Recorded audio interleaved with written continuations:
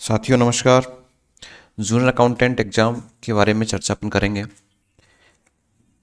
छोटा सा वीडियो और इसमें आपको बहुत कुछ काम की चीज़ें आपको मिलेंगी, जिसमें अपन सबसे महत्वपूर्ण चीज़ करेंगे कि जितना समय हमारे पास रहा है उस समय में हमारी क्या प्लानिंग होनी चाहिए कि अपन संपूर्ण सिलेबस को कवर करते हुए जो है सिलेक्शन की लिस्ट में हम अपना नाम ले सकें, आ सके। इसके बारे में अपन चर्चा करेंगे। देखिए, यहाँ जैसे आप देख रहे हैं थंबनेल पर सीईटी के परसेंटेज का क्या मुद्दा चल रहा है, उसकी भी चर्चा करेंगे। क्या कट ऑफ इसकी पहले रही है, उसके आधार पर चर्चा करेंगे। लेकिन सबसे महत्वपूर्ण हमारी जो जानकारी रहेगी वो रहेगी कम समय में किस तरह से हम प्लानिंग करें। देखिए, जूनियर अकाउंटेंट एग्जाम 2023 जो आप सभी को पता है कि आपकी जो एग्ज़ाम है वो प्रस्तावित आपकी हो चुकी है। 11 फरवरी इसकी जो डेट है वो आपकी फिक्स हो चुकी है, 11 फरवरी। इसके आधार पर हमें प्लानिंग बनानी है, उस प्लानिंग की अपन चर्चा करें। इससे पहले अगर आप चैनल पर पहली बार विजिट कर रहे हैं तो चैनल को सब्सक्राइब जरूर कर लीजिएगा। आप में कहीं उपयोगी चीज़ें आपको लगातार इस चैनल पर मिलती रहेगी।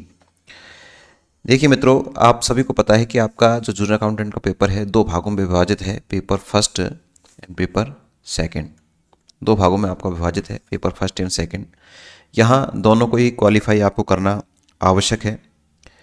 किस तरह से हमें इसकी प्लानिंग करनी है इसके बारे में बता चुका हूँ। कैसे कैसे यहाँ कट ऑफ आपका रखा जाता है, क्वालिफाई मार्क्स कितने हैं, यहाँ कितने हैं, इसकी चर्चा पिछले वीडियो में अच्छे से कर चुका हूँ, बहुत विस्तार से। पेपर फर्स्ट में अगर बात करें तो कुछ विषय जैसे बात करें, सबसे पहले अपन साइंस की बात कर लेते हैं। अर्थात सबसे पहले अपन ने बात की विज्ञान की। विज्ञान की अपन बात करें साइंस की, इसमें जैसा कि आपको पता है कि इसमें आपके जो टोटल जो क्वेश्चन आने हैं 25 क्वेश्चन आपके इसमें आने हैं।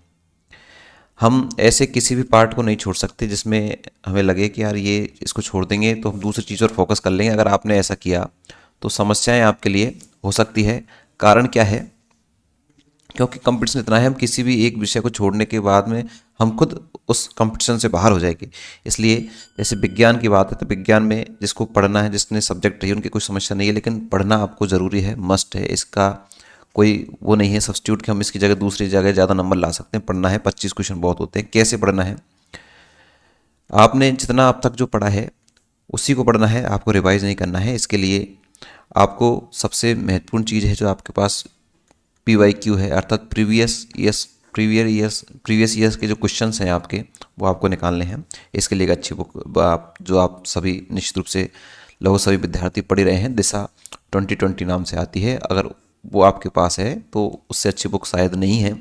तो अगर आप पुराने पेपर्स को निकालेंगे तो आप यहाँ पर जो आपने पढ़ लिया वो सफिशियंट है। आप ज़्यादा से ज़्यादा आप क्वेश्चंस निकालें, मॉडल पेपर हल करें तो आपके लिए ज़्यादा हो सकता है। पढ़ना ज़रूरी है, नहीं पढ़ोगे कि इस विषय को छोड़ दें तो समस्या है।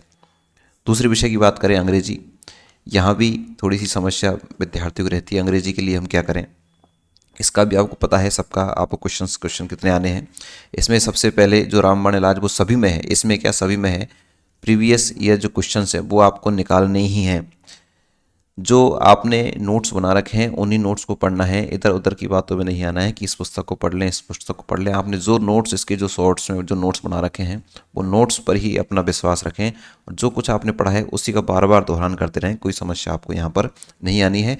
फिर भी आप जैसे PYQ करो तो यहाँ से अगर आप पढ़ोगे वही 2020 से, तो इसमें एक सबसे बड़ी खास बात ये होती है कि इसमें जो ऑप्शंस के साथ साथ में जो प्रश्न है उसके साथ साथ उसका सॉल्यूशन दिया होता है और उसके आसपास की चीज़ें दी हुई होती है, जिससे हमारा सिलेबस भी कवर होता है और हमारा जो प्रश्न है उसको समझने की जो समझ है वो भी हमारी विकसित होती है। तो इसके लिए भी आप इसका सहारा ले सकते हैं। छोड़ना नहीं है, छोड़ोगे तो आप सिलेक्शन से बाहर हो जाओगे, क्योंकि यहाँ थोड़ी सी मेहनत में आप सिलेक्शन ले सकते हैं, क्योंकि ज़्यादा कंपटीशन यहाँ पर नहीं है। इसलिए इन चीज़ों का आपको ध्यान रखना है। बात करें मैथ की, गणित की बात करें यहाँ पर, तो सबसे पहले आपको पता है ये विषय ऐसा है इसमें अभ्यास की आवश्यकता सर्वाधिक होती है। आप सभी ने अगर ये नहीं किया और आप कितनी पुस्तक कर ली तो कोई मतलब नहीं है। आपको इसका अभ्यास करना है, जितना हो सके उतना ज़्यादा आपको अभ्यास करना है। इसके लिए आप लगातार जो मॉडल पेपर मार्केट में जो भी आपके पास आ रहे हैं वो आप ले लीजिए और जितना हो सके उतना अभ्यास करें। साथ ही साथ में पहले किस टाइप के क्वेश्चन जूनियर अकाउंटेंट पूछे गए हैं उसके आधार पर आप अभ्यास करें तो ज़्यादा सही रहेगा। एक विषय जिसके बारे में बात करें कि हिंदी हिंदी के बारे में बात करें तो हिंदी तो शायद किसी के लिए सिरदर्द नहीं होगी। ज़्यादा समय इसमें आपने नहीं लिया होगा, सबने कुछ पढ़ ली हैं क्योंकि आजकल कंपटीशन में आती भी है और ज़्यादा ऐसा मामला भी नहीं है, ज़्यादा टफ भी नहीं है। तो आप इसमें भी ज़्यादा कुछ नहीं करें। आप एक जो बुक आपने पढ़ी होगी दक्ष की, ये शॉर्ट एंड स्वीट सबसे अच्छी है, छोटी सी बुक है। तो इसको अगर आपने पढ़ाई होगा, अगर पहले किसी और चीज़ को पढ़ रखा है तो कोई समस्या नहीं है। जैसे दक्ष है, मानस आपने पढ़ी है तो सफिशियंट। ये तो खैर बड़ा है, इस समय इसको नहीं पढ़ सकते, लेकिन अभी तक किसी ने नहीं पढ़ा है तो एक दक्ष का छोटा सा है, इसको आप पढ़ सकते हैं। और प्रीवियस ईयर के जो क्वेश्चन हैं उनको आप हल करें। तो इसी तरह के आपके ये सारी चीज़ें कवर आपको करना है। ऐसे ही आपका थोड़ा सा जीके का पार्ट है, उसको भी आपको इसी तरह से देखना है। कहने का मतलब ये है, ये पार्ट आपको आगे ले जा सकता है, इसमें विशेष ध्यान रखना है। ऐसा नहीं कि हमने विज्ञान पढ़ लिया, गणित पढ़ ली, हिंदी पढ़ ली, अंग्रेजी को चलो हम छोड़ देते हैं औरों में ज़्यादा नंबर ले आएंगे, ऐसा नहीं है दोस्तों। एक भी विषय को आपने छोड़ा तो आप बिल्कुल सिलेक्शन से बाहर हो जाओगे। तो इस तरह से तो हमें फर्स्ट पेपर की रणनीति रखनी है।